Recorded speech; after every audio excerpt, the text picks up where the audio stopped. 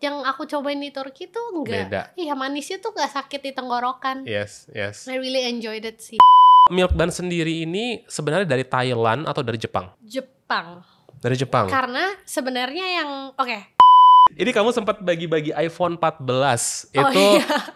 berapa iPhone yang kamu bagi? Giveaway di tahun pas saat COVID itu sangat efektif. Setelahnya udah enggak. Setelahnya udah nggak gitu efektif. Kenapa ya? Mungkin udah banyak giveaway hunter kali ya. Giveaway hunter. Yes. Oh, ada job seperti itu ya. Serius Jadi, ya? Kamu lulusan Swiss nih. Susu yang bagus kayak gimana? susu yang bagus.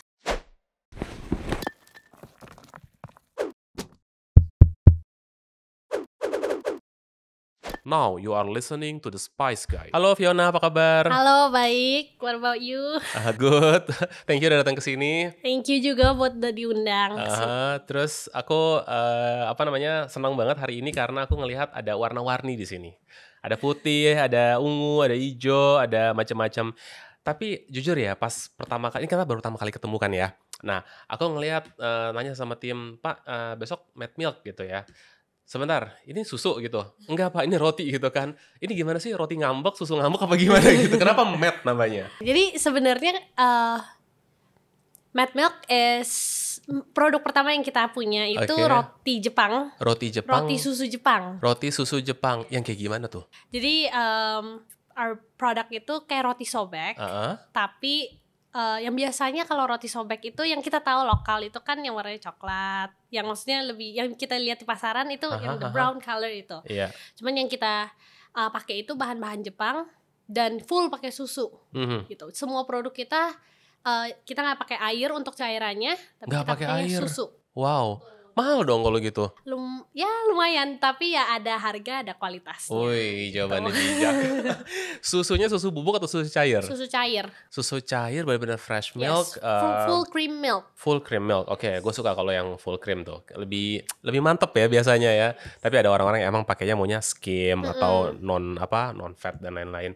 Nah, itu kalau boleh tahu karena kamu udah nyinggung full cream gitu ya. Ini roti segini harganya berapa sih satu piece gini? Paling kecil yang ukuran ini okay. Itu di 25.000. Satu roti 25.000. Udah lama nggak beli roti lagi. Kalau yang terkenal di mall tuh apa sih yang dulu namanya gitu? Yang sekarang ya Provence itu segituan nggak sih harganya ya? Ada yang belasan, tapi ada yang harganya sama juga. Ada misalnya harganya segini kan? Maybe emang iya produk Mad Milk sendiri sedikit lebih tinggi lah di market harganya gitu ya buat ukuran segini. Cuman I can say buat yang udah cobain, there's the quality. Oke, karena kamu udah bilang full milk gitu ya, jadi aku udah kebayang. Pakai tepung Jepang juga. Tepung Jepang, apa bedanya sama tepung yang lain?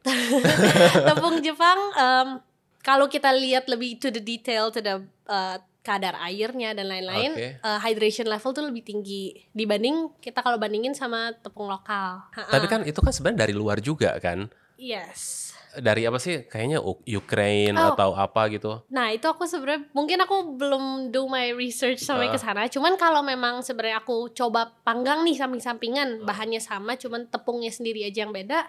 Hasil dari adonannya sendiri yang masih mentah tuh kenyalnya beda. Beda ya. Yes. Itu karena memang gandum Jepang atau mereka ada tambahan sesuatu di situ? Mungkin cara panennya or something bisa beda. Ya, mungkin dari weather juga, dari cuacanya saat dia lagi dipanen Iya, di situ bedanya ya. Iya, menurut aku sih buat aku udah R&D ngefek sih, bener-bener berasa gitu loh, lebih moist hasilnya dan lain-lain.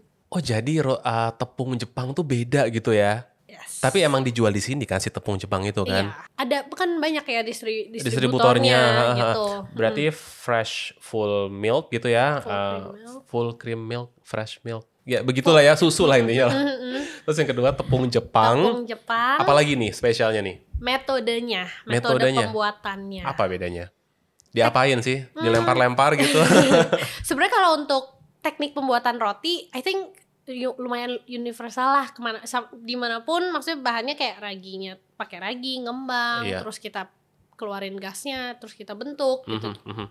Semua di mana-mana sebenarnya sama, cuman memang ada beberapa teknik seperti kayak udane, tangcong, beberapa teknik-teknik yang kita pakai untuk pembuatan roti kita yang maksudnya membuat hasilnya lebih lembut, lebih chewy, ada that mochi texture like gitu. Tahannya juga mungkin bisa lebih lama. Oke, tadi apa sebutin dangcho apa? Tangcong yang kita pakai. Tangcong, itu sama apa lagi? Sama yudane. Oke, Sebenarnya tolong jelaskan itu apa, saya baru dengar. Based on what I know Iya. sorry kalau aku salah penjelasannya. Cuman yudane itu sebenarnya dari Jepang, tangcong itu dari China. Oke. Tapi yang kita pakai sebenarnya kalau aku pelajarin itu menghasilkan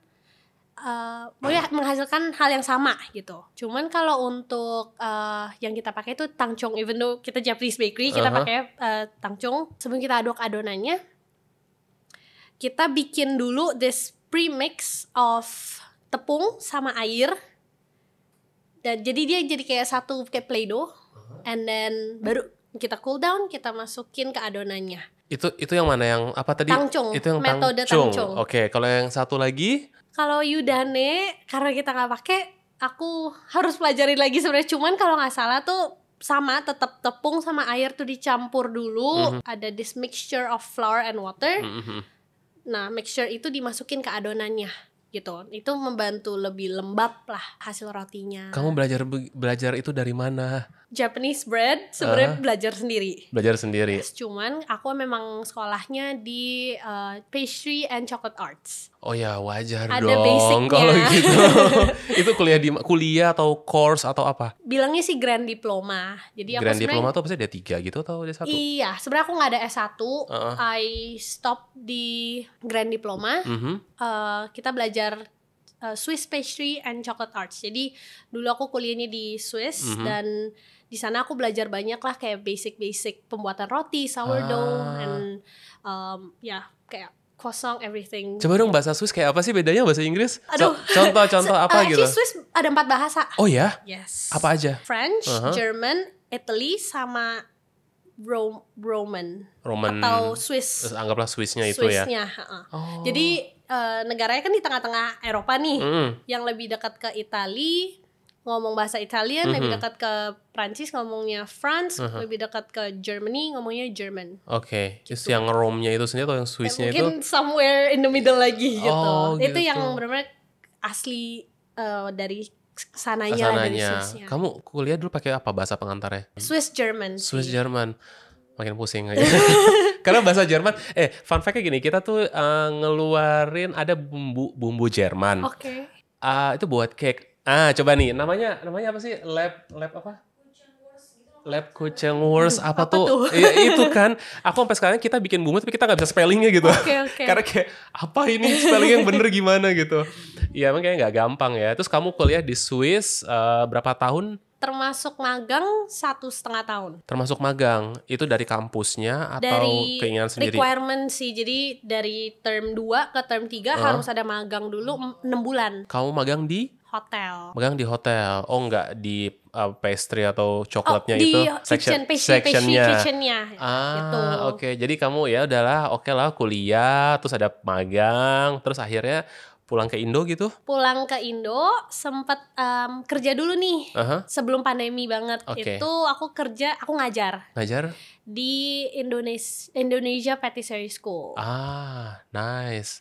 Itu berarti kamu punya murid-murid juga di situ? Lumayan, cuman aku waktu dulu tuh dikasihnya murid-murid masih kecil ya. Kayak maksudnya yang mungkin habis sekolah, parents-nya drop dia, cuman mau belajar bikin muffin, cookies yang lebih light gitu.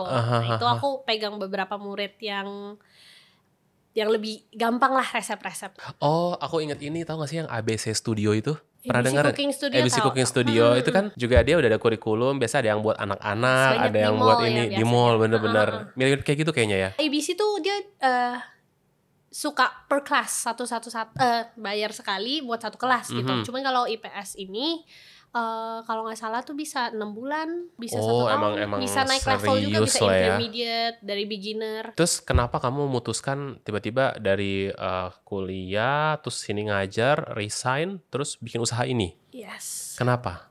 Sebenarnya aku tuh dari selesai kuliah, selesai magang itu semua tuh aku tahu pas aku balik ke Jakarta ini aku mau jalanin usaha sendiri. Mau itu dari ya buka PO, whatever it is, maunya sendiri nih gitu. Cuman saat itu aku masih umur 19 dan ya orang tua aku juga kayak no, you have to work gitu loh, harus punya pengalaman, harus ngerti gitu loh. Di kita kalau satu hari maksudnya punya usaha, punya karyawan, kita harus ngerasain jadi karyawan tuh seperti apa. Ya, setuju. Gitu. Di sana ya aku kerja memang cuma beberapa bulan karena pandemi datang juga.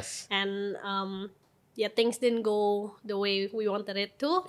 Cuman pas di rumah terus ya aku jadinya banyak baking, banyak ya kadang-kadang masak juga gitu. Terus nawarin ke teman-teman atau ke keluarga gitu ya, PO gitu? Awalnya yes, jadi kenapa roti sobek sebenarnya tuh tante aku minta, bikinin dong roti sobek gitu. Aku panggilnya Miss mau roti sobek gitu. Nanti yuk kirim, yuk Gojek ya ke rumah gitu. Ya udah aku iseng bikin, saat itu cuman ada tepung Jepang di rumah.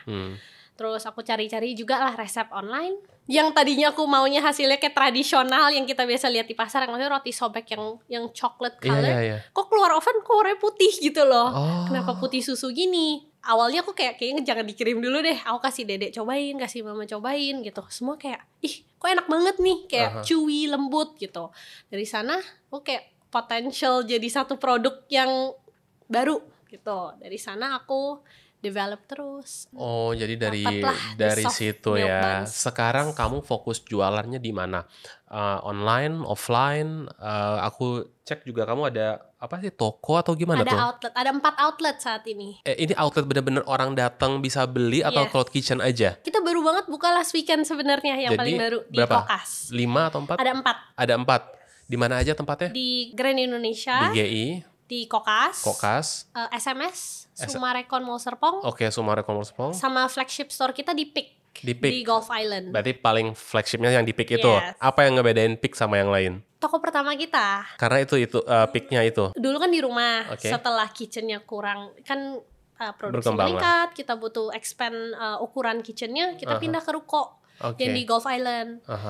Kita pindah ke sana, and pas di sana tuh kita pikir ini ruko 4 lantai, masa lantai bawahnya kita kosongin, kita buka store. Oh, berarti kamu awalnya produksinya semua di situ. Yes, dulu online semuanya. Dulu semuanya online. Ini kenapa kamu memutuskan untuk buka 4 tempat seperti itu untuk jualan? Emang segmen marketnya itu yang kayak orang datang begitu, atau segmen marketnya yang kayak sebenarnya kan online aja bisa gitu? Gimana sih, coba jelasin? Menurut aku online bisa tuh pas COVID waktu itu. After COVID udah mulai mereda, crowd di mall, orang-orang tuh lebih mau keluar gitu. Sebenarnya jujur berasa sih kayak after COVID sama before, online kita beda banget nih, sales secara online ya gitu. Menurun. Pas kita buka offline naik. Yes, customer lebih mending datang ke toko langsung gitu. Online hanya naik sesehari ada tetap, cuman online lebih naik saat Christmas, Imlek atau Lebaran. Kamu online apa? Marketplace gitu? Marketplace, Tokped, Shopee, WhatsApp, Instagram, Gojek, Grab juga ada sehari-hari. Tapi kita kan tetap di toko gitu ya. Iya, ngambil dari toko kan. Oke. Dengan harga 25.000 atau 22.000 untuk yang ini. Kalau yang sharing size di 75. Orang kebanyakan ngambil yang sharing size gitu atau yang kecil? Sejak offline yang kecil. Sejak offline yang kecil? Kok bisa dari besar ke kecil? Kenapa tuh? I think kalau besar kan dulu kalau online mungkin banyak yang kirim ke rumah temennya. Ini bisa buat bagi-bagi sekeluarga, bisa buat gifting gitu. Sekarang yang regular size kita tetap banyak yang nyari buat hadiah. Karena kan di mana kita bisa cari hadiah yang maksudnya boxnya lumayan presentable, aman di boxnya harga. Ini ya. Yes. Ini aku lihat boleh ya? Boleh. Mad Milk JKT Best to be shared. Oke, dari tahun 2020. Iya sih, boxnya oke lah untuk apa, gifting ya. Yes, bisa buat dikirim, maksudnya buat orang kalau mau bawa keluar kota juga. Aman ya, nggak malu ya. Kalau ini expire-nya berapa lama dari tanggal produksi? 3 hari. 3 hari maksimum. Apa yang terjadi setelahnya? Mulai jamuran seperti roti pada umumnya. Justru bagus. Yes. Gitu. Kayak beli ikan gitu ya. Iya. Kok dilalerin gitu kan? Berarti nggak pakai pengawet. Oke. Ya, karena kan kita rekomen juga simpennya suhu ruangan. Kalau masukin kulkas pasti tekstur akan berubah. Gitu ya. Boleh kita langsung coba aja gak? Boleh banget. Kayaknya dari tadi kayak apa sih sebenarnya gitu ya. Oke. Kita mau coba yang mana nih enaknya? Aku mau rekomen yang bestseller kita dulu. Yang original produknya kita. Nah, sekarang sudah ada depan kita nih ya, Mad Milk. Oke, tapi tadi belum dijawab. Kenapa Mad? Mad tuh di aku marah gitu loh, ya gak sih? Iya. Aduh. Tapi kamu gak ada muka-muka marah sama sekali loh. Sebenarnya aku tahu when I cari nama brand ini, aku maunya something to do with milk karena itu produk pertama kita itu roti susu. Gitu. I guess Mad Milk is because all our product tuh ada milk. Jujur aku nggak. Ini ya, aku tahu sih ada beberapa brand kan yang emang pakai kata Mad itu kan. Cuma aku kayak just wondering aja gitu kenapa kata itu yang dipilih gitu. Tapi it's okay, it's your brand. It rings aja gitu. Iya, it's good gitu. Cuman maybe ada alasan apa misalkan gitu. Oke, ini kita coba ya. Boleh, ini yang 75.000 itu. Yes. Oke, cara makannya gimana nih? Harus dibuka dulu. Jadi one thing you have to do itu ada namanya bread pull-nya kita. Oke. Dimana kita pas tarik tuh berasa tarikan ada serat-seratnya. Kalau yang ini tuh ada chocolate crunch and rotinya tuh soft milk buns. Jadi balance banget. Rotinya lembut, pasti gigi tuh bisa ada sensasi crunchy-nya. Sama coklatnya kita pakai dark chocolate. Jadi not too sweet ya. Itu yang biasa orang takutin. Itu coklatnya berarti kalau yang crunchy itu kayak apa sih? Ovomaltine gitu ya? Iya. Something kayak gitu. Ketawa-ketawa dia. Apa sih emang bedain yang kita bisa gak sih bikin kayak Ovomaltine sendiri gitu di? Sebenarnya dijual sih ininya. Garingnya itu kan malt. Apa sih? Coba explain nih. Teman-teman kan di sini juga pasti ada pengusaha apa sih sebutnya pastry atau bakery sih yang benar? Bakery ya. Yes. Apa beda bakery sama pastry? Kayak aku bakal namain ini sebenarnya bread sih, so it's bakery. Kalau pastry itu kayaknya aku bayangannya lebih ke tarts, lebih ke yang cantik-cantik kali. Apa sih? Pie gitu ya? Iya. Oke. Kita langsung coba aja kalau gitu ya. Yes, ini gimana nih? Diangkat ya? Boleh. Oke, wow. Ini berat. Oh enggak, ada piringnya. Tapi beneran berat loh. Oh guys, serius berat banget. So it's emang rotinya dense. Dia nggak kopong-kopong yang biasa orang airy. Iya. Cuman, nah di sanalah kau bisa rasain crunchy-nya, bisa rasain chewy-nya. Chewy tapi tetap soft. Ini beneran loh guys. Biasa roti tuh angin. Biasanya ya beneran loh. Ini berat, ini buat nimpuk orang berasa loh. Kalau yang putih ini yang soft cheese. Jadi kenapa aku maksudnya nggak gabung coklat dan keju? Menurut aku tuh aku mau setiap gigitan orang tuh bisa benar-benar nikmatin the chocolate, dark chocolate, dapat garingnya, tapi bisa balance juga dari si soft cheese-nya. Oke. Ini soft cheese, ini semua sweet ya? No, cheese-nya kita savory. Ini savory, ini sweet. Yes. Oke. Dan ini yang originalnya. OG-nya kita. Oke, kita cobain ya. Mad Milk. Kita tarik dulu. Oh iya lo berat lo, bener lo. Chewy-nya dapat bener. Ini kita taruh dulu nih yang ini ya. Taruh depan sini biar kelihatan kamera. Nah kita cobain ya. Oke. Deg-degan. Dalamnya ada isinya nggak sih? Oh ada beneran nih. Lebih deg-degan aku. Oh ya, tahu gak sih ini tuh dalamnya tuh ngingetin aku sama keju-keju yang botol itu yang buat spread roti itu. Oh. Aduh apa sih yang kayak? Yang stick ya? Atau? No kayak yang segitiga apa sih namanya? Oh tahu. Banyak yang teman aku kalau cobain juga bilang ini kayak keju yang pas kecil kita makan yang kotak-kotak juga. Kotak-kotak juga ada, segitiga juga ada. Apa sih? Lavash Kiri ya kalau nggak salah ya. Yang ada gambar kaunya yang warna merah. Iya, Laughing Cow ya. Kita cobain ya guys, Mad Milk seperti apa. Bismillahirrahmanirrahim.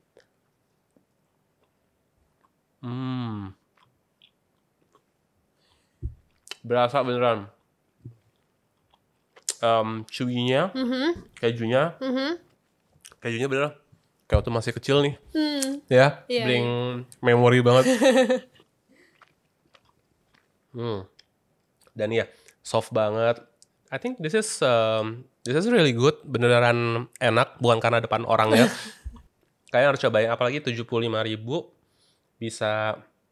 Ini kayak nggak mungkin sehari ngabisin sih ya kalau aku sendiri ya. Emang harus share sama family sih. Perfect lah buat bertiga berempat. Taruh di rumah. Mau jalan-jalan, bawa beli kayak begini kan. Apalagi kalau misalkan nyetir, anak-anak tuh kadang suka daripada berhenti di rest area minta beli roti di apa tuh roti-roti kayak gitu, aku mending jauh lah kualitasnya kan.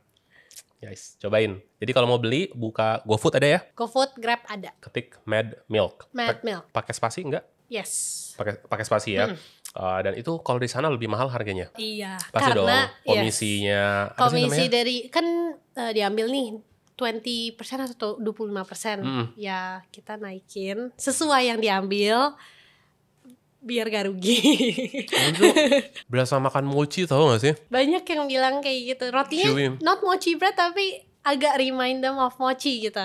Dan ini rahasianya karena si tepung Jepang itu, apa sih namanya? Campur beberapa faktor lah dari metode pembuatan, tepung Jepang dan juga full susu itu. Full susu. Jujur ya, aku lebih prefer yang kayak begini, enak. Bener, chewy-nya dapat ya daripada enteng ya kan. Tapi mungkin ntar gue dimarahin netizen lagi. Selera. Iya, benar-benar selera. Preferensi. Yes. Gitu. Tapi kalau kalian udah nyobain yang ini guys, ini beda levelnya beneran, setuju. Nah ini si coklatnya itu ya. Coklat crunch. Coklatnya nggak pelit tuh beneran. Wah, wanginya oke ya. Gue jadi penasaran ini sih. Harus semuanya ya dimakannya.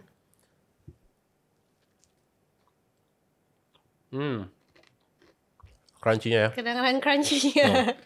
Ini kedengeran banget ya di mic nih pasti. Tapi crunchy-nya gede-gede banget ya. Lumayan. Beberapa sizes gitu.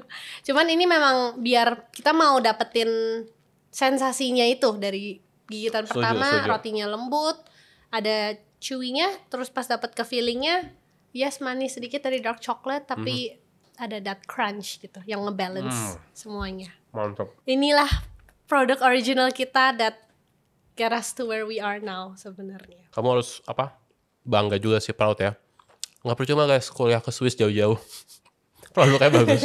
Sebenarnya 4 bulan pertama, 4-5 bulan pertama Mad Milk tuh open PO doang di rumah. Satu produk ini aja. Ini aja. Total sekarang udah berapa produk? Sebelum dijawab, aku cuci tangan dulu. Oke, boleh. Jadi ini sebenarnya juga all these spices itu, aku boleh nggak sih sebenarnya nanya balik juga? Oh iya dong, boleh. Silakan. Pernah kok ada episode yang I think seperempatnya adalah menanyakan aku gitu. Kita tukeran tempat gitu. Tapi it's fun. Ini Terus aku penasaran juga, you have silakan. banyak banget produk. Ini kan sebenarnya seasoning is butuh banyak, pasti kayak lidahnya and everything tuh udah explore banyak lah gitu kan. How did you get into this gitu? Kayak how did you get into this same like you. You travel a lot to different country. I do the same. But the difference is I go to the supermarket. Oh, okay. I bring all the spice in section. I bought them. Come here and then doing some research. Oh, okay. That's what I do when I go to abroad travel. Yeah. Yes. Okay. Gitu. Go to supermarket. Go to maybe traditional market also. Sometimes they have something different. Ya, kayak gitu sih. Soalnya Indonesia is very rich with spices kan. That's why, and you this is what you're passionate about. Yes. Jadi itu yang aku lakuin sih. Jadi sebenarnya ini kalau kayak aku nggak tahu mereka simpan di mana ya. Jadi kayak setiap kali aku berangkat itu pulang tuh ya bawa banyak banget tuh testing di sini gitu. Jadi makanya kenapa kita ada bisa sampai 300 and still kita research dulu karena visinya aku tuh adalah menjadi kiblatnya bumbu dan rempah dunia. And we mean it. Jadi kayak bener-bener kita lakuin research gimana caranya biar jadi kiblat ya. Ada perusahaan mana mungkin di Indonesia yang punya koleksi bumbu sebanyak itu misalkan. Nah, kita doing research terus-terusan sih. Oke. Itu yang kita lakuin. Iya, soalnya buat yang kayak maksudnya gak gitu bisa masak kan it helps. Like all this seasoning gitu. Iya, betul. And all the flavors tuh kayak maksudnya biryani and everything tuh. Kita internasional sih. Jadi ada apa? Middle East, India, apa lagi ya, Afrika, even Japanese juga kita ada Japanese curry. Iya. And kita serius banget tuh. Jadi kayak Japanese curry aja kita ada Kaigon curry yang version pertamanya yang di angkatan laut. Terus kita ada yang versi penjajahannya yang apa. Kayak kita belajar banget deep untuk spices dan seasoning. That's kayak really gitu. cool. Tapi aku masih ngerasa ngerasa masih kurang di tea, coffee, and chocolate itu kayaknya butuh belajar lagi deh gitu. Karena kan ada sertifikasinya dan lain-lain. Tapi kalau spices karena tuh banyak banget, ada ratusan jenis, jadi more complex actually than just chocolate or just tea gitu. Tuh kompleks. But it's like contoh you have 10 different spices in front of you, itu bisa create banyak banget kan. Banyak banget gitu loh. Kayak apa sih? Kita kan misalnya gini, 10 itu ya, I don't know, maybe bisa jadi 100 maybe. Wow. Even more gitu kan. Karena kan kita ada substitute juga. Iya. Jadi tuh kompleks sih. Tapi untungnya aku nggak sampai jadi makanan jadi kayak yaudah kita mainnya masih di core bumbunya itu. gitu. Kalau kayak roti-roti gini kan ada kan bumbu-bumbu yang like speck cook misalkan. Premix ya Mas? No, spicesnya aja. Oh, oke. Kayak apple pie itu kan pakai apple apa? Pumpkin spice ya pumpkin kan. Spice, yes, ada pumpkin spice, terus ada kalau biskuit ada speculoos. Apa lagi ya? Many things lah. Kalau mungkin kayak di US tuh kan ada Starbucksnya si pumpkin latte ya kalau nggak salah. Pumpkin spice latte itu kan pakai apple pie bumbunya apa pumpkin spice. Iya, pumpkin spice pakai itu gitu kan. Jadi sebenarnya untuk kayak pastry atau drink juga minuman kayak yang kamu minum itu kan rempah-rempah banget kan gitu. Tapi it's very enjoyable. Thank you. Tapi nggak semua orang suka karena spices banget. Mungkin kalau di Indonesia kan terkenal sama wedangan ya. Iya, gitu. Benar. Tapi kalau kamu sendiri waktu kuliah di Swiss itu belajar spice juga nggak sih kayak buat roti atau apa? Enggak ya? Sebenarnya ya ada belajar tapi lebih ke star anise, cinnamon, cardamom. Kayak sebenarnya European.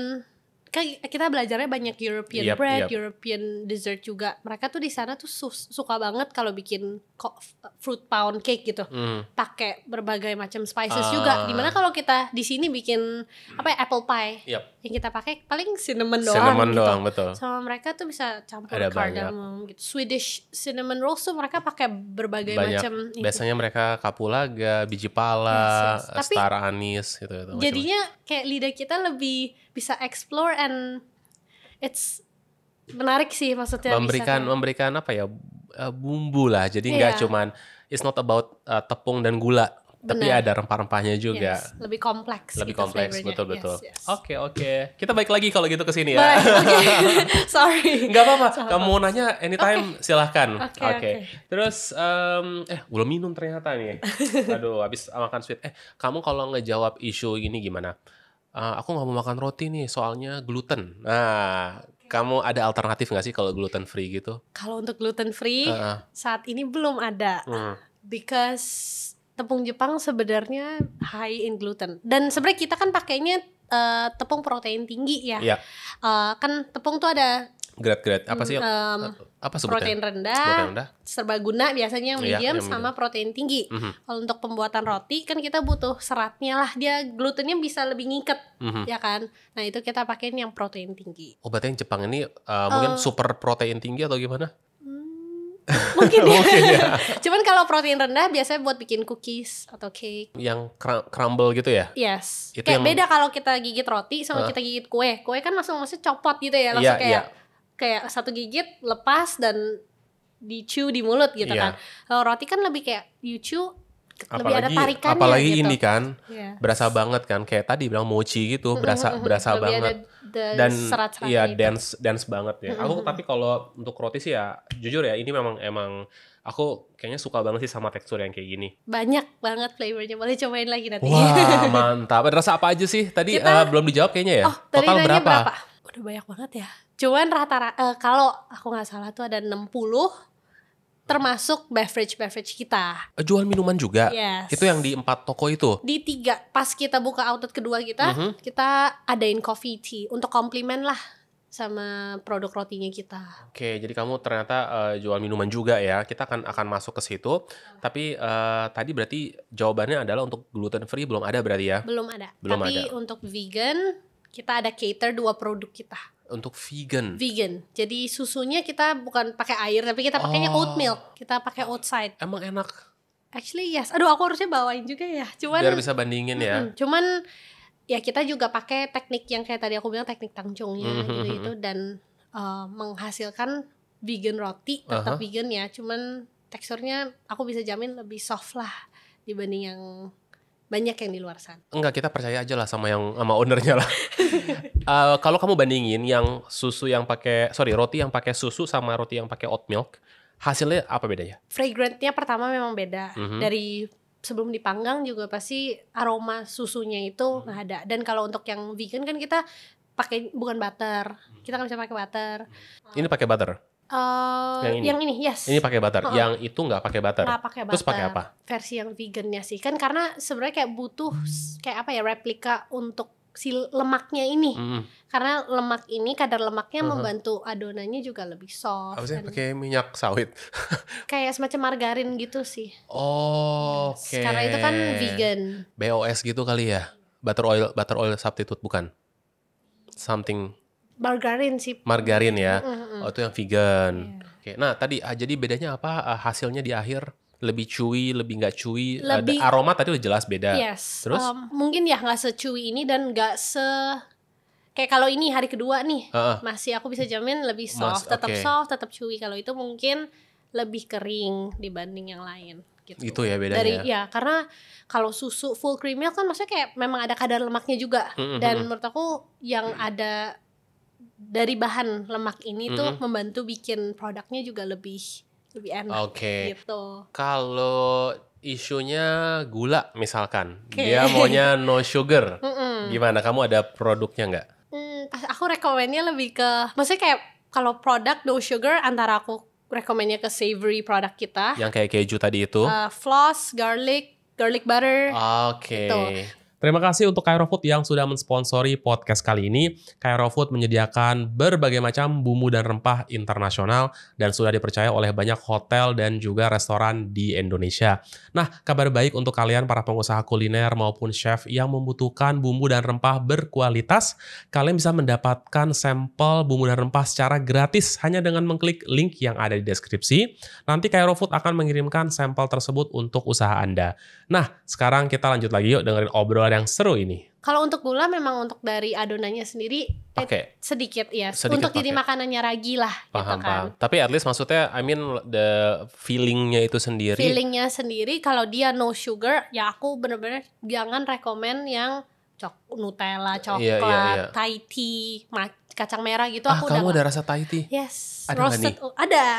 Serius, Thai tea ada? Aku mau cobain roasted oolong sebenarnya. Roasted oolong, suka teh kan? Yes, it's one of our best seller juga. Wow. Roasted oolong milk tea. Kita coba aja nih ya? Boleh. Okay. Tadi apa? Roasted oolong, berarti aromanya aroma teh? Aroma teh. Jadi kita bikin feelingnya sendiri juga. Milk tea pakai daun teh oolong, roasted oolong. Coba deh, kita penasaran nih. Boleh. Kayak apa sih? Yang mana? Yang ini. Yang ini. Kalau yang itu yang hijau apa? Matcha? Yang ini isinya red bean. Red bean paste. Red bean paste, oke. Tapi kenapa diijoin warnanya? Rotinya, matcha red bean. Matcha red bean? Ya, soalnya kan kalau matcha sama red bean kan biasanya it complements each other gitu. Biasa kalau kue, dessert gitu. Oke. Boleh, thank you. Oh, masih berat. Beneran nih bisa buat nimpuk gitu ya. Kalau kesel gitu. Jadi sebenarnya feeling-feelingnya kita berat sendiri ini. Juga mostly kita bikin sendiri sih. 90% produk kita, filling, topping kita bikin sendiri. Unless kalau guys, wanginya guys beneran. Kebayang nggak butter, susu sama si tehnya itu? Ini nggak pakai parfum gitu atau apa? Apa sih namanya, essence atau apa gitu? Enggak. Kita pakai daun teh. Ini beneran wanginya guys. Feelingnya juga bisa. Gitu. Feelingnya juga kita bikin milk jam lah, milk tea jam. Milk tea jam. Cobain ya. Kalau chewy-nya sama semua, beratnya mantep. Oh, penasaran dalamnya nih. Tuh guys. Ini makin kecium wangi ya. Oke, kita cobain ya. Jadi langsung udah penasaran sama yang lain. Ini aja udah enak beneran loh. Cobain ya. Bismillah. Wow. Any feedback again? No. This is good. It's not too sweet juga karena ya compositionnya ya slightly sweet lah karena kan milky feeling gitu. Cuman balance banget. Kita every time kita R&D kita pikirin baik-baik Wah, biar ini guys udah not too sweet. 10 out of 10. Really good banget. Thank you. Cuman yang hitam-hitam itu susu apa sih tehnya ini ya? Yes, daun teh kita maksudnya halusin Dihalusin biar biar nggak ini ya. Iya, biar nggak sakit lah. Oke, jadi kelihatan ini teh. Soalnya pas aku gigit kayak, iya ini daun teh nih beneran gitu ya. Tapi kalau misalkan dihalusin biar nggak ada daun tehnya gimana? Kita maksudnya daun tehnya kan kalau datang gede-gede nih, maksudnya kayak enggak, maksudnya di jamnya ini. Jadi biar nggak ada. Apa emang harus ada teksturnya itu? Aku mau adain karena pure gitu loh. Kita bukan pakai essence. Jadi orang tahu ini teh beneran. Pakai daun teh. Enggak, ini nggak ganggu sama sekali sih. Cuman aku pikir ini ada ya. Berarti tujuannya emang pingin biar orang tahu ini teh beneran. Oke, nangkap. Wow, beneran enak. Wah, langganan sih kayaknya. Paling dekat dari sini di mana? Tadi GI ya? Ke GI atau Kokas lebih dekat mana? Dekat. Anakku yang kecil, yang kedua sekolah di Kokas di Rockstar. Oke. Nanti aku suruh nitip aja kalau dia kesana. Kita baru banget buka actually belum seminggu. Baru kemarin hari Jumat kita baru soft opening. Kamu ngambil spot gitu ya? Di dekat mananya? Kita di Food Society. Oh, yang bangunan yang sebelah sananya itu ya? Iya, yang tahu Kimukatsu, Chat Time. Ya, dekat sih. Dekat situ. Boleh tahu nggak sih kalau sewa-sewa kayak gitu tuh biasanya harus nyiapin dana berapa sih kalau mau buka di mall? Ini sebenarnya tergantung ya mallnya mana. Cuman hitungnya per meter square nih. Gitu. Back again, kita harus pinter-pinteran negotiate. Kalau mallnya lebih atas, maksudnya lebih... Ya GI, kamu milihnya emang yang oke-oke semua juga kan? Ya, yes. Karena market kita kan juga banyak kantoran, maksudnya kayak moms gitu. Kalau soal harga biasanya per meter square, rata-rata di sekitar 500 lah per meter square. 500.000 per meter square per bulannya. Jadi ya tinggal bukan per bulan, sorry. Per apa sih sebutnya? Per bulan. Atau nggak usah deh, total aja deh. Misalkan kita perkiraan pengusaha gitu ya. harus siapin dana berapa gitu. Sewa di mall buat ukuran Mad Milk sebulan mungkin hampir 40 juta. 40 juta sebulan. Belum hitung gaji, karyawan dan lain-lain ya. Oke, tapi pasti untung dong, profit kan, balik kan, yes. Ya kan, di mall gitu kan. Yes, harus. Harus dong, kalau enggak bukan experience store aja kan. Betul. By the way, kalau misalkan menurut kamu nih buka di mall itu apa ya? Maksudnya katanya tuh seleksinya susah sama si orang mallnya. Kalau brand-brand baru mereka nggak mau gitu loh. Cara yakinin mereka gimana sih? Jadi memang beberapa kadang tuh mall sebenarnya mereka tuh explore juga brand baru. Mereka tuh malah mau narik brand-brand baru untuk masuk ke lokasi mereka. Malah gitu ya? Kirain yang udah terkenal aja masuknya. Mungkin marketing timnya, leasingnya mereka juga kadang tuh ada yang mereka maunya masukin yang new brand. Oke, nangkap. Ada yang mungkin maunya yang brand udah exist lah gitu. Nah, buat beberapa lokasi Mad Milk memang luckily kita memang ada beberapa yang kita di offer dan we take that opportunity gitu. Cuman kalau memang kita mau approach lah untuk dapetin a good location, pastinya kita sendiri tuh have to make sure brand identity kita dan lain-lain tuh udah solid dulu gitu loh. Karena biasanya kalau mall leasing kita approach nih, hai kak, maksudnya kita dari brand mau sewa gini-gini, pasti mereka kayak oke kak, ada company profile dan produknya apa. Nah di sana biasa orang kan nggak siap nih, orang kayak chat baru kayak aduh cepet-cepet bikin gitu kan. Jadi biasa teman-teman aku yang kalau nanyain how do you get into malls gitu ya, aku kasih advice-nya tuh lebih kayak mungkin prepare first your brand image, company profile yang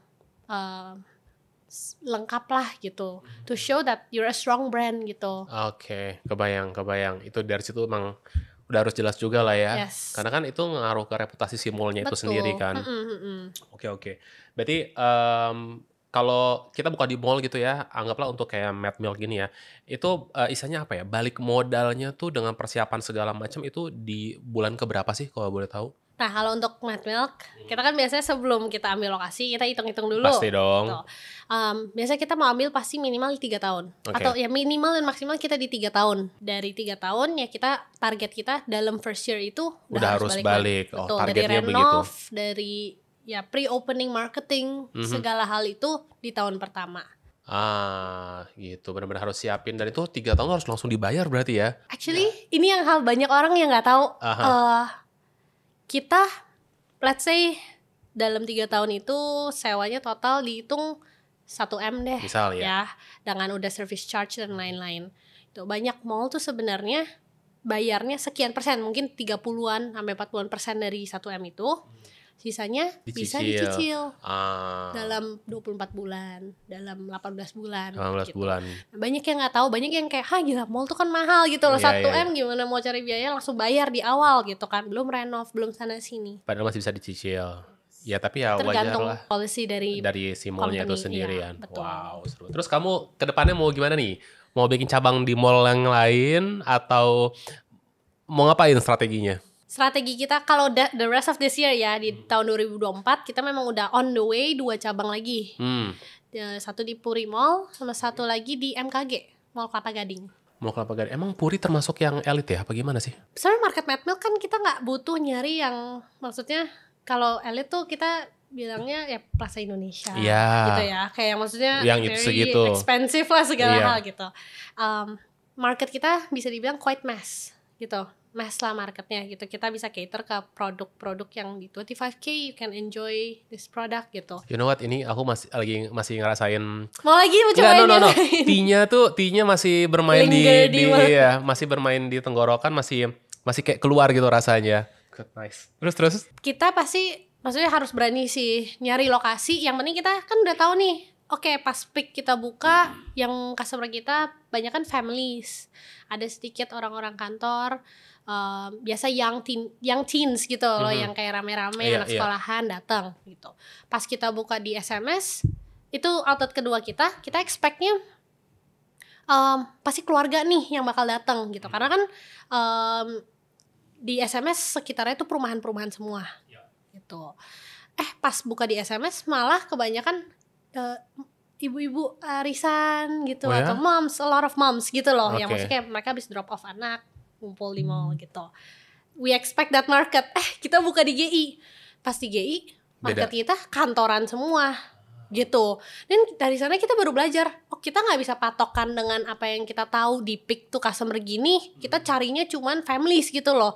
Kita malah dengan kita buka lokasi baru, market kita meluas gitu loh. Kita bisa tap into new market, tap into new type of customer gitu. Dari sana ya kita dengan SKU kita naik gitu-gitu ya, pasti market kita meluas ya. Berarti R&D 100% di kamu nih. Yes. Ya dong, ya kan, lulusan Swiss.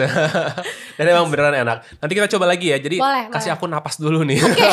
Karena guys, serius guys, produknya tuh buat aku yang suka rempah gitu ya. Ini tuh rasanya tuh flavornya tuh kayak heavy dense gitu ya, strong gitu kan, cocok buat karakter aku gitu. Tapi surprisingly kamu bilang anak-anak juga suka makan kan? Apanya nih? Anak-anak suka makan produk ini kan? Nah, one of the brand identity Mad Milk punya itu family friendly. Family friendly. Yes. Jadi sebenarnya little things kayak dari interior, dari produk kita bikin family friendly mungkin. Contohnya ya, kalau dari produk kita bikin yang bisa buat semua umur gitu loh. Rasa-rasa kita yang familiar lah gitu. Anak-anak bisa makan, lansia juga bisa makan, not too sweet. Kalau kita pakai dark chocolate juga bukan yang 75% ke atas yang benar-benar kalau orang makan kan biasa pahit gitu kan, anak-anak gak bisa makan. Jadi semua produk kita bikin se-family friendly mungkin. Oke. Dari store juga little touches that we do is contoh, we don't have sharp edges gitu. We don't have sharp edges, jadi mejanya we do curves. Karena kenapa? Ya maksudnya kan kita bayanginnya keluarga bisa datang, anak-anak biasa lari-lari gitu. Jadi gak ada sudut-sudut gitu.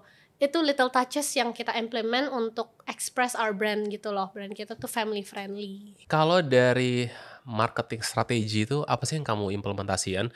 Karena kalau kamu buka toko, ya orang lewat ngelihat gitu kan. Tapi kalau I don't know, maybe in term of online-nya, apakah kamu mungkin online-nya gimana dan offline-nya gimana strateginya untuk marketing? Kalau untuk online, every month kita memang kerjasama sama social media agency gitu. Gimana setiap bulan? Setiap bulan tuh ada ada photoshoot, video shoot, dan kayak konten-konten yang kita pasti. Oh, berarti kamu ada agensi yang ngurusin untuk itu. Oke, kebayang. Is it okay? It's good. Kita the team that we work together with namanya Rinku. Mereka juga pegang banyak F&B brand yang lumayan besar lah di Jakarta. And kita udah sama mereka hampir kayak 2 tahun gitu. Dan ideas and everything tuh bisa work keluar dari mereka. Yes, tapi back again, namanya ini kan Mad Milk atau brand siapapun itu kan brand kita sendiri lah gitu. Kita tetap harus hands on sih. Tiap kali ada campaign, kita yang maksudnya harus di sana gitu loh, kita yang harus pikirin juga. Itu mereka lebih ke apa sih, kayak maybe like bikin konten dan lain-lain, tapi ada running ads-nya enggak sih? Running ads kita internal. Oh, enggak, agensi itu? Enggak.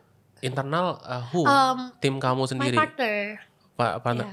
Yeah. Yang di sini? Yes, yang di sini. Ini apa namanya, siapa tadi? Sorry. James dikasih kursi nggak mau dia kayaknya di sini.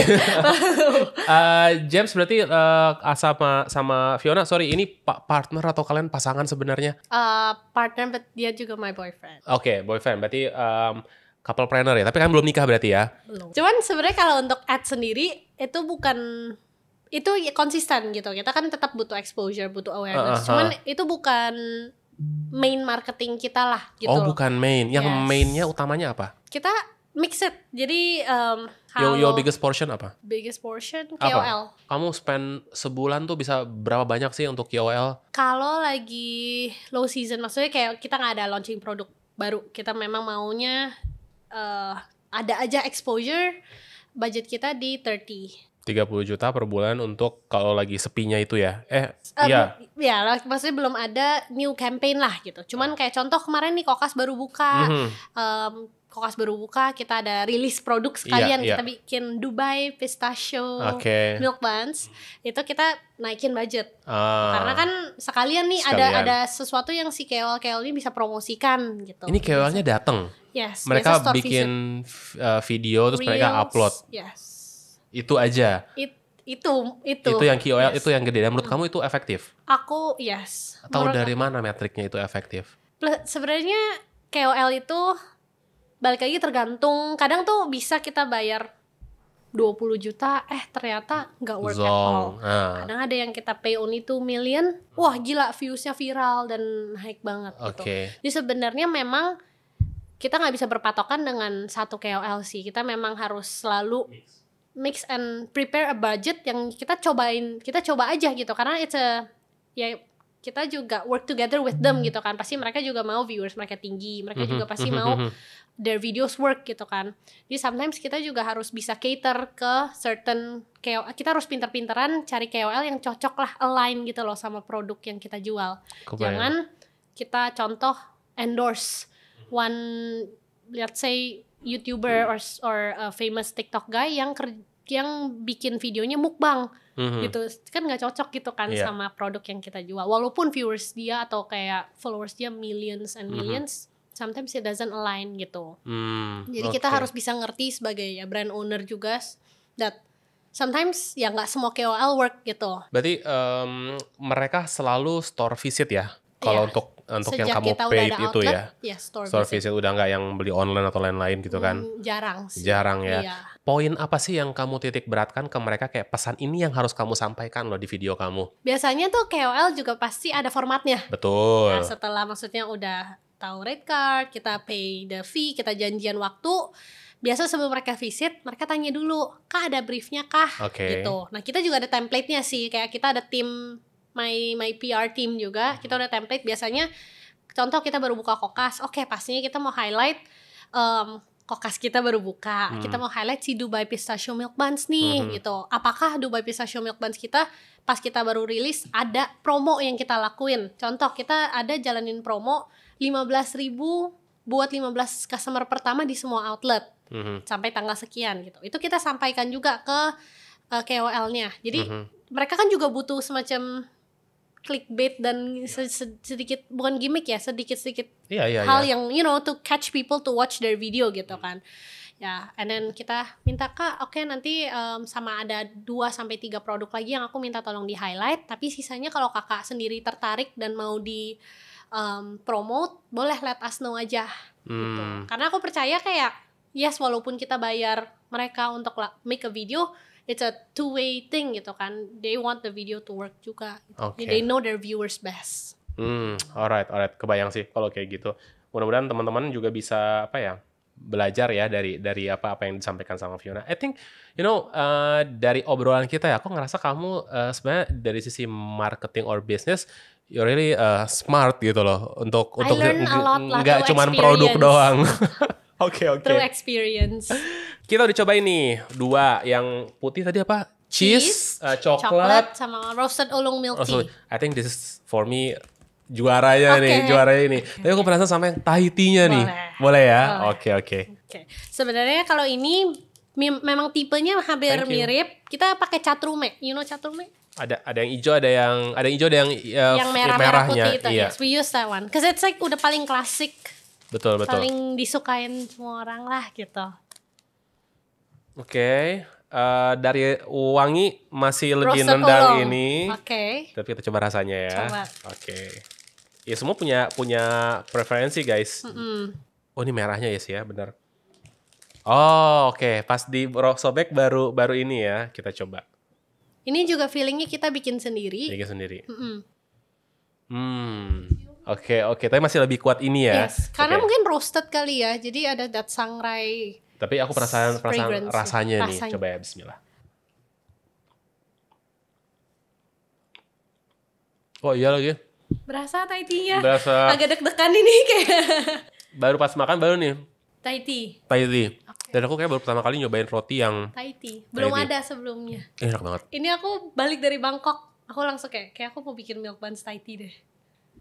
Aku jadinya terinspirasi dari one of my trips. Buat kalian yang suka boba Thai tea, ini kalian harus cobain sih.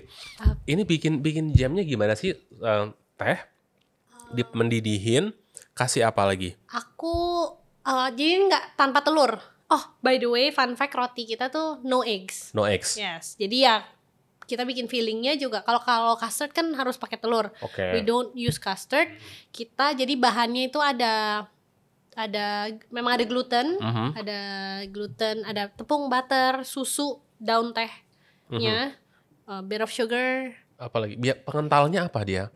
Kita pakai roux. Apa? Roux. Tahu roux nggak? Biasa roux itu buat yang asin sih. Apa sih roux itu? R-O-U-X.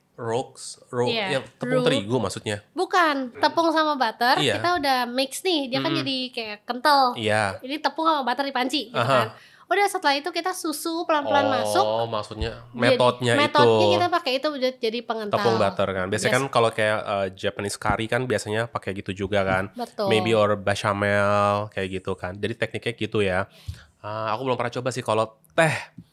Sebenarnya sweet soalnya. Aku juga pikirnya itu cuma bisa buat asin. Iya, ya kan? ini baru tahu bisa manis. Aku juga R&D lagi sih itu kata-kata. Karena aku harus putar otak biar gimana ya ada feeling yang tanpa telur buat jadi si agent yang untuk menjadi pengentalnya gitu kan. Gitu. Dan nggak mungkin aku pakai cornstarch doang. Kalau aku pakai cornstarch takutnya berlendir. Iya. Ya kan? Gitu. And pas aku cobain it works gitu loh. Mantap. Yang lainnya aku nggak usah coba ya. Oke, tapi ini aku tinggal buat tim bisa cobain. Oh boleh ya? Yes, Oke, yes, thank you so much Fiona. Thank you so much juga. Kita ngomongin permodalan nih. Ini sebenarnya kamu modalnya tuh emang dari uang sendiri atau dari keluarga atau gimana? Jadi kalau kita go back to 2020. 2020 itu kan awalnya memang di rumah gitu. Jadi dapur yang di rumah kita pakai fasilitas rumah lah gitu untuk produksi. Yang tim yang awalnya juga dibantu dengan orang rumah gitu.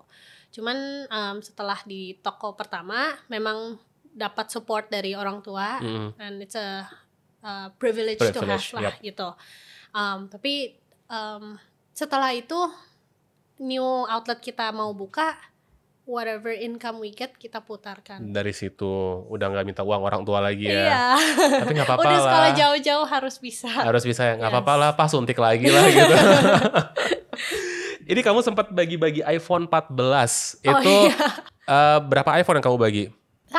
Satu. Ya pas Natal itu. Kita it works. It works-nya gimana? Gini, kayak this is like one of the marketing things that we do saat high season lah, which is yang kita lakuin pas Natal. Kita lakuin yang kita mau pas Natal itu kan kita mau boost sales gitu. Kita mau orang tuh yang tadinya cuman mau beli 2 jadinya beli 4, mau beli 5 jadinya beli lebih banyak lagi gitu kan. Gitu. What we do is we made a competition gitu. Buat hampers kecil poinnya 5, hampers gede poinnya 10, buat setiap milk buns kecil poinnya 1. Ini apa, undian?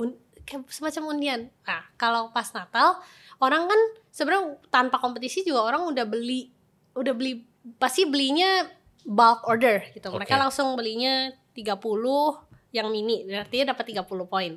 Terus mereka belinya ada yang beli 20 yang besar gitu. Pas mereka beli, kita bilang, "Kak, saat ini Kakak poinnya tertinggi. Jika memang Kakak bisa maintain posisi ini, you win the iPhone." Gitu. Nah, tapi kita bisa, maksudnya this is something yang ya kan orang juga kadang lumayan nih gitu kan. Nah, tapi kadang ada juga yang kayak purely ngejar, kayak dia mau belinya di Mad Milk aja, teman-temannya mau beli hampers beli lewat gua gitu loh. Nanti dia jadi kumpulin poin gitu. Jadi gitu.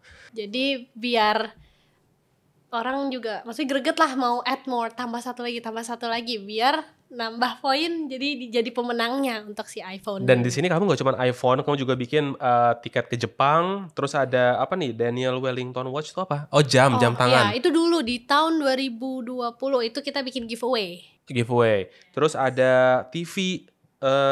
Jadi kalau aku lihat polanya adalah kamu sering bagi, bukan ya nggak sering-sering banget sih ini, cuman ya lumayan lah beberapa kali. Di situ kamu ngeliat itu efektif berarti ya? Giveaway di tahun pas saat COVID itu sangat efektif. Setelahnya udah nggak gitu efektif. Kenapa ya? Mungkin udah banyak giveaway hunter kali ya. Giveaway hunter? Yes. Ada job seperti itu ya? Serius jadi mungkin ada yang ya lumayan sih, banyak sih kayak yang kita notice ya. Kadang kan kalau kita lakuin giveaway komennya bisa rame, 500 orang, kita kan pasti cek satu-satu gitu kan. Iya. Kita buka nih, yang ini menarik nih, bisa kita maksudnya kan kadang kita my team pilih gitu loh, kayak beberapa yang kita seleksi untuk siapa nih jadi winnernya gitu kan. Kita klik profilnya, tiba-tiba kok story-nya giveaway semua. Nah, di sana kita jadi kayak, ini giveaway hunter. Berarti jangan ya.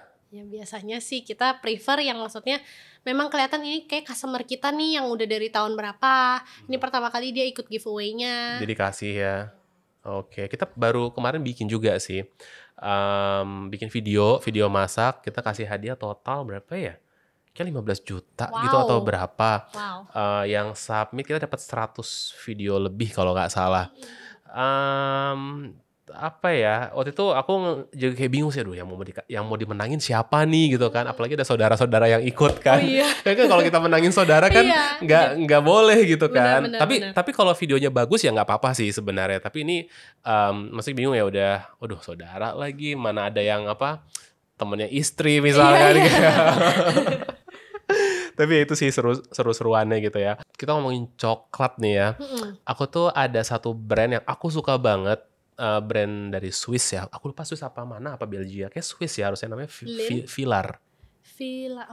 Vilar kalau brandnya itu. Itu di sini nggak ada yang jual. Aku belinya itu kalau nggak pas aku lagi ke Dubai atau nggak pas aku lagi di Qatar. Kebetulan di sana dijual di airportnya gitu. Dia itu yang ngebedain adalah dia seri-serinya tuh susunya beda kota. Jadi misalkan ada yang dari Bern, ada yang dari susu mana. Jadi aku tuh kayak nyobain tuh based on kota si susunya itu. Dan setiap daerah beda-beda rasanya. Ya walaupun ya buat orang yang nggak bisa bedain ya apaan sih, sama aja coklat. Tapi kok ngerasa beda nih gitu kan. Mungkin di sana sapinya lebih cantik gitu atau apa. Makanannya lebih sehat atau apa gitu kan. Tapi ya itu sih menurut aku for me untuk coklat, aku suka Vilar itu number one in my personal taste. Kalau second Aduh, Godiva ya kayaknya ya gitu. And any Turkish brand, any Turkish brand semuanya menurut aku bagus karena di sana susunya menurut aku lebih enak di Turki dibanding even dibanding Australia. Tapi again itu personal opinion ya. Tapi sebenarnya makin ke sini Iya. mulai ini loh. Mulai bagus. Mulai banyak gitu loh. Mulai apanya banyak brand-brandnya? Yes, mulai banyak brand yang benar-benar specialize in chocolate. Kalau dulu kan misalnya kayak Godiva kan Belgium brand gitu kan. Iya. Ada di Indo gitu. Mhm. And the chocolate juga I guess kayak coklat-coklat yang mereka bikin itu semua pasti ambil dari luar gitu kan. Cuman makin kesini tuh contoh kayak RR Chocolate gitu. Mereka tuh itu udah kan di sini produksinya.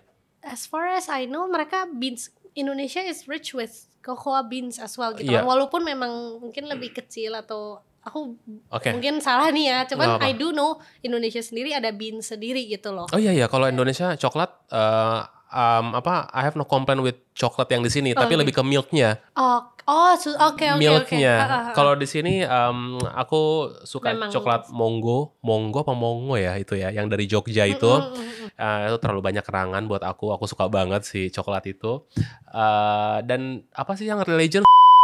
Oke. Iya kan? Oke. Tapi again pas kita udah paham yang di luar tuh kan mostly kebanyakan mainnya di milknya ya, menurut aku ya.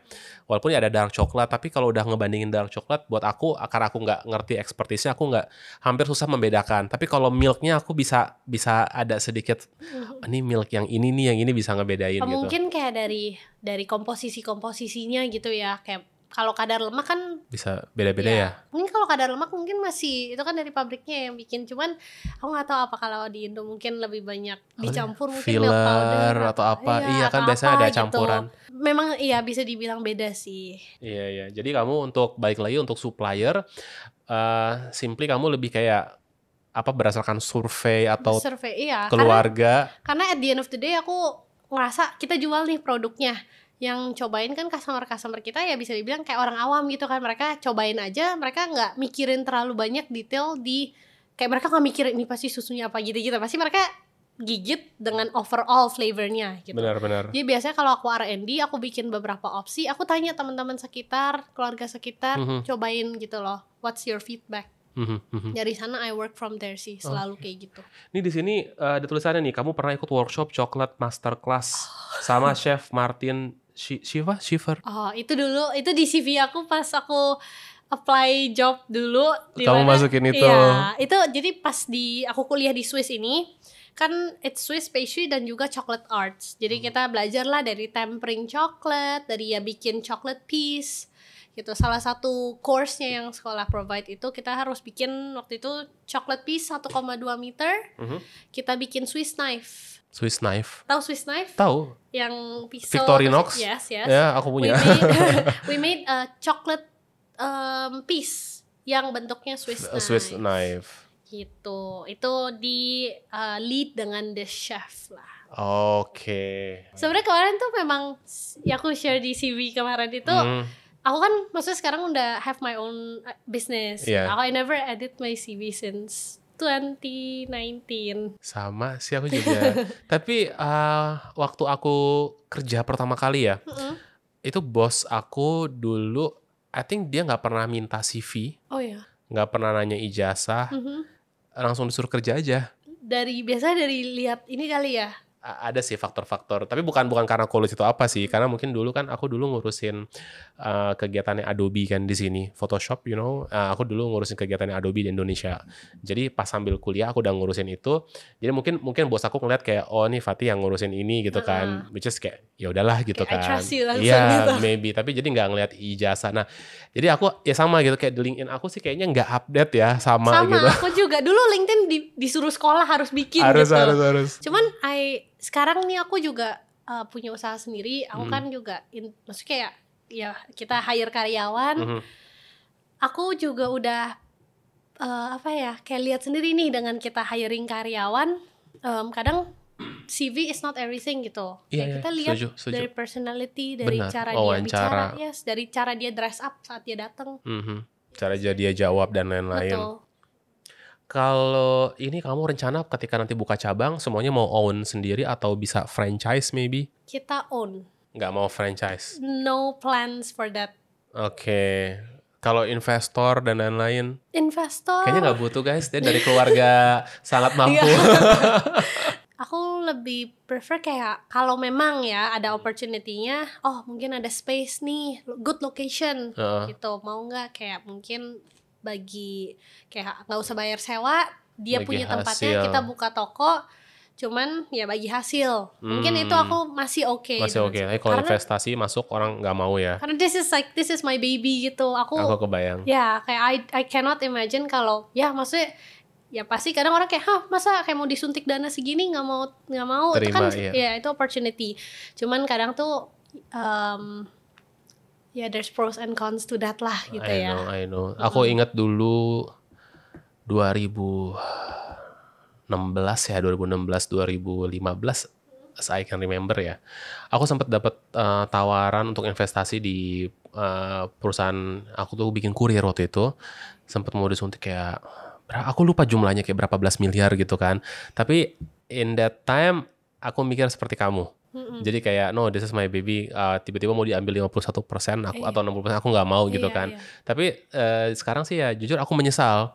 Kayak kita mau pilih kayak own 10% in company yang valuasinya gila-gilaan atau 100% tapi di valuasinya yang but again it's your personal choice. Aku respect itu, aku just cerita dulu pengalaman aku seperti apa gitu. Pasti memang pernah lah aku consider juga kayak ini for like maksudnya biasa apa venture kan ya yang kayak maksudnya berani mau invest sebanyak ini. Tapi ya sahamnya diambil sekian, tapi kan value company-nya jadi besar valuasinya. gitu. Cuman aku udah consider juga and everything. I think for now my answer masih itu ya. We'll keep it to where we are now. I hope ini kamu petnya udah benar, jalannya udah benar. I hope so too. Jalanin aja, hopefully makin apa ya, ada di mana-mana gitu ya. Tapi kita belum selesai. Oh, oke. Oh, ini belum selesai. Enggak, belum selesai. Kalau Milk Bun sendiri ini sebenarnya dari Thailand atau dari Jepang? Dari Jepang. Karena sebenarnya yang dari Bangkok itu si Cold Milk Buns. Beda. Memang ada cafe ya After You. It's a dessert cafe di sana yang pernah bikin produk ini dan yang di sana viral sekali.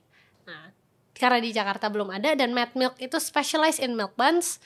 Waktu itu kita collab sama 2 influencer, One Bite Big Bite sama Have You Met Sam. Kita collab produk itu dan ya lumayan exposed dan viral sih. Aku boleh lihat ini ya, IG-nya boleh. ya.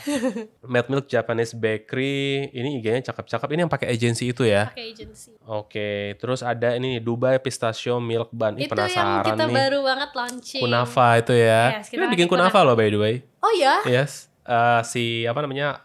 Rambutnya ini kita jual juga. Di mana? Di toko? Kenapa? Di toko Enggak, ya harus ke kita langsung. Itu kan kita mesti sebenarnya supply-nya kan lebih ke B2B sebenarnya, bukan untuk retail. Tapi baklavanya, kita bikin baklava, kita bikin kunafa juga. Mungkin boleh habis ini aku minta kita kontaknya buat supplier ya. Boleh. Ini makanya aku lihat ada ini ya. Soalnya kan you know Fix Dessert chocolate bar. I think di maybe Qatar atau di Dubai, Dubai lagi hype banget ini. Banget. Padahal sebenarnya si kunafanya sih nothing special, dari dulu juga udah ada. Kalau makan sendiri juga sebenarnya udah enak banget gitu. Enak banget. Few months ago I was from Turkey. Every day, like lunch, dinner, they see us as a tourist kan, kayak dessertnya complimentary, baklava gila. Tapi suka gak sih kamu baklava? I love it. Suka ya? Karena sebenarnya aku dulu tuh gak suka, soalnya manis banget gitu, kayak disiram sama simple syrup kan. But yang aku cobain di Turki tuh enggak. Beda. Iya, manisnya tuh gak sakit di tenggorokan. Yes. I really enjoyed it sih. Iya, ada banyak brand kan. Kalau aku saya kayak cobain brand ini sampai tahu yang gue suka taste-nya yang kayak brand ini gitu kan. Kita bikin gitu. Cuman memang biasanya kita supply kayak tahu mungkin baklavanya dari kita. Itu beberapa restoran juga kita supply ke mereka. Biasa aku kalau aku nggak pernah get dessertnya, malah I always get the bowl-nya itu ya. Terus di sini kamu tuh ada bring some food apa? Apa sih ini? Itu I'm a foodie. I love exploring new food. Aku suka makan banget. Cuman itu kalau bisa lihat, tapi gak gemuk sih. Apa rahasianya? Nge-gym? Aku I work out so I can eat more. Cuman aku olahraga sih sebenarnya. Aku lagi memang mau coba lose some more weight. Cuman ini nggak gemuk loh sama sekali loh. Ini udah ideal untuk perempuan ya. Dan kamu bilang kamu suka ini apa sih, ngevlog makan gitu? Iya, cuman itu lebih ke side hobby aja sih. Kalau bisa lihat sebenarnya aku belum aktif kayak dari 2022 kayaknya. Udah lumayan lama. Cuman kayak I think I'm a foodie banget sih. Aku suka banget. Whatever food it is, I can eat. Tapi yang kamu review yang di Singapura. Itu waktu itu lagi liburan ke Singapura. Jadi aku. Berarti tiap ke negara-negara itu. Kamu udah kemana aja sih negara gitu? Boleh sebut gak? Udah kemana aja? Total. Banyak banget. Aku lihat sih. 20 negara lebih. 30-an. 30 negara ya. Soalnya dari pas aku kecil memang mama papa sering diajak. Aku sama Dede maksudnya bisa see the world lah. And we're privileged enough to get to kayak ikut tour kadang kayak kita lihat gitu. Soalnya it changes us kan as a character. Kita tuh lebih bisa explore, lebih open minded, lebih ngerti culture negara sana tuh seperti ini, makanan di sana tuh seperti ini gitu. Dan menurut kamu dari kamu udah keliling ke banyak negara itu, tadi kan selain kamu jadi open minded dan lain-lain, apa benefit lain yang kamu dapetin? Kayak I get more ideas sih gitu. Dan mungkin karena ini udah this is my life every day gitu ya. Kalau aku contoh, aku jalan-jalan aja deh kayak let's say ke nggak even di luar negeri. Let's say kayak aku jalan-jalan ke Bali, aku ke cafe, breakfast gitu. Nanti I see products, I see their marketing ways, it inspires me gitu. Kadang kayak good idea juga ya, pengen nih aku implement ke Matlock sendiri gitu. Dengan aku explore, I travel, I visit new places tuh, ideasnya jadi jalan terus. Jadi ini ya, setuju banget. I think it's the same for you. Sama keliling-keliling itu ya dapat ide banget ya. Bener. Even sometimes aku suka juga untuk ke negara yang sama berkali-kali. Jadi biar lebih biar lebih hatam, tau gak sih? Kalau baca buku kan sekali sama baca beberapa kali itu kan beda hasilnya kan. Is that gitu. What's the country for you kalau kayak gitu? The best for me? Yang you visit again and again. Turki. 4 kali. Kalau Mesir udah puluhan kali lah ya, karena kan sekalian pulang kampung gitu. Aku suka Turki, Dubai, Emirates good, Qatar nggak gitu suka. Saudi, of course karena ibadah, religion, pilgrimage gitu kan. KL, oke. Singapura oke.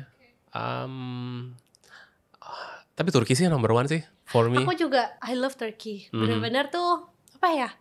Kayak di sana even though kayak macam religionnya strong ini, tapi it's so beautiful gitu loh, culture-nya benar-benar I can kayak aku suka banget. Aku pas kesana tuh sama Dede aku kayak, ini kayak enak banget ya. Terus aku kesana juga masih dingin. Kemarin kayak bulan Mei masih ya Mei ya. Masih quite windy lah, belasan. Betul. Belasan degrees. Iya. Di sana tuh kayak anjingnya aja kayak ganteng, di jinak. Iya, di mana-mana dan aku lihat dikasih makan. Iya, orang-orang sana baik-baik sih. Kayaknya kita sudah di akhir acara sih.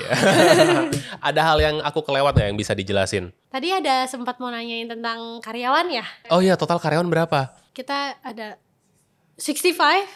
Ada 65 karyawan. Kita ada 65 employee. Terus itu lebih banyak di produksi. Kalau di outlet sendiri nggak banyak kan kayaknya? Outlet tergantung ukuran. Jadi kalau memang ada size, contoh di SMS kita sekitar kayak 70-an meter square, ada baristanya. Oke, karena jadi ada minuman extra employees juga. Cuman kalau di kitchen sendiri, di my central kitchen, hampir I think 36 employees ada di sana. Around that lah ya. Yes, around gitu. there. Ini aku lagi nyari foto outletnya Matmilk sini. Nggak nemu nih. Kebanyakan foto produknya ya. Boleh deh kapan-kapan deh aku ke sana ya. Boleh, mau lihat sambil lihat-lihat lagi nih. Wih, fotonya bagus-bagus loh. Ini siapa sih? Oh ini ya, siapa sih ini yang suka nge-review-review itu? One Bite Big Bite sama Have You Met Sam. Ah. Yes, mereka tuh kita collab bareng mereka kemarin pas yang Cold Milk Buns. Dan collabnya gimana? Viral banget sih saat itu, di luar ekspektasi kita. Mango, coconut. Kita bikin pistachio, milk sama mango coconut. Gitu. Wow. Oh ini ada nih fotonya nih. Oh iya lo cakep lo ini. Itu pas timingnya yang bareng Bangkok. Yang ini nih. Oh iya, itu ini store kita yang di GI. Ini store yang di GI. Itu kayak masuk apa sih butik gitu loh. Iya gak sih berasa gitu? Kita memang quite invest a lot di interiornya juga lah. Karena biasanya jarang ya kayak aku ngeliat kalau bakery yang rumahan. Iya. Orang tuh kesana bisa foto. Benar. Atau maksudnya kayak foto shelfnya, kayak tray-nya mereka ambil apa aja gitu. Tapi kan dengan kita bikin tempatnya lebih bagus, tim lebih customer kita yang datang lebih nyaman, lebih estetik. Orang jadi that's marketing yang berjalan juga gitu loh. Mereka post di sosmed mereka. Betul, gitu loh. Produk kita ya main estetik lah buat orang bisa foto. Sebulan tuh kamu bisa jual berapa potong roti sih kalau boleh tahu? Low season sama high season beda nih. Oke. Kalau low season, aku harus hitung dulu nih. Kira-kira aja, nggak mesti detail. Weekdays, 20 times 100 itu 2,000. 2.000 piece roti per hari. Yes. Per hari untuk all outlets 4 cabang itu ya, 2.000 per hari. Itu kalau dihitung tepung tuh kamu ngabisin berapa ton tepung tuh kayaknya per bulan? Kalau kita sekali pesen tuh udah 40 karung. 40 karung per berapa? Per hari atau per apa? Per minggu. Per minggu itu ya. Tapi dengan jumlah 2.000 ini ya lumayan banget sih gitu ya. Kalau tepung tuh biasanya mereka apa sih? Tempo gitu atau harus dibayar langsung? Biasanya tempo itu kalau kita juga udah lama ya. Udah lama. Kita udah sama supplier ini mungkin udah lebih dari 6 bulan. Kita konsisten terus, bayar gak pernah telat ya. Biasa mereka gak ada masalah. awalnya tempo mungkin 2 minggu. Nanti lama-lama ya kita keep good relation. Biar perputaran cash flow kita juga aman. Juga lancar. Gitu. Kita biasa kalau kayak contoh packaging yang udah lebih mahal ya, sekali transaksi udah kayak berapa puluh juta gitu atau gimana ya, kita biasanya company-nya juga pasti kasih tempo sih gitu, atau bayar 50-50 gitu loh, bayar dulu nanti sisanya dicicil. Seperti itu. Kamu ada sih nggak sih sosok idola yang kamu idolakan gitu? Ada nggak ya? Nggak ada? Nggak ada sebenarnya. Papa mama? Lebih yang kayak mungkin nggak mau ngecewain nih kali ya, jadi kayak I wanna work hard dan maksudnya bisa ke orang tua. Iya. Oke, tapi kalau sosok idola nggak ini ya? Enggak. Kalau workshop bisnis atau maybe buku gitu, ada yang kamu ikutin atau kamu baca? Aku suka baca. Lately aku lagi suka novel. Cuman I usually read a lot of self enrichment juga. Oke. Contoh apa the best? Kalau yang non fiction ya?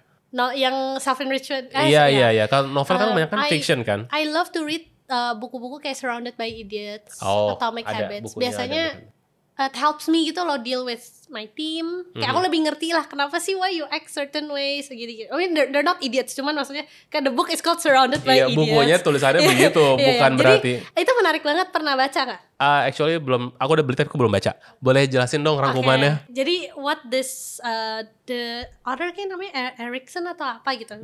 How he categorize people is 4 warna nih. Red, yellow, blue, and green. Oke.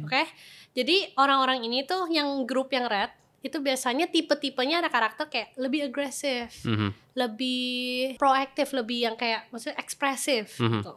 Yellow itu lebih friendly, lebih cheerful, lebih ini bukan bad traits ya, itu karakter-karakter. Sesuai bukunya ya. Jadi bukan dari kamu nih ya.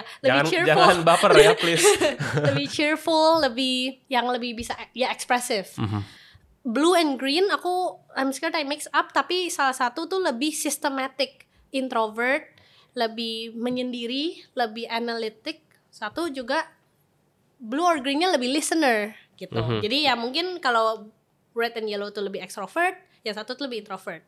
Nah di sini tuh bukunya dijelasin how you deal with people who's a green, how do you people with who's a red, and how to identify kita sendiri. Kayak pas aku baca kayaknya I'm a mix of merah sama kuning nih, gitu. Biasa orang tuh bisa mix of 2-3 warna, gitu. Sometimes I can be I'm not systematic kayaknya. I'm more like aku work by heart juga, I follow my heart gitu.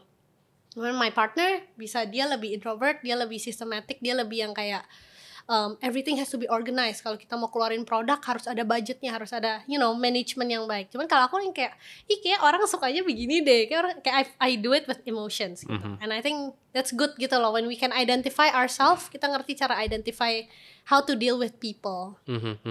That I think you should read it. It's very interesting sih. Okay. I think the concept similar in different book or I think the teorinya, tapi untuk buku itu sendiri aku belum baca. Jadi tapi udah kebayang sih garis besarnya, maybe karena udah dibeli harus dibaca. Iya.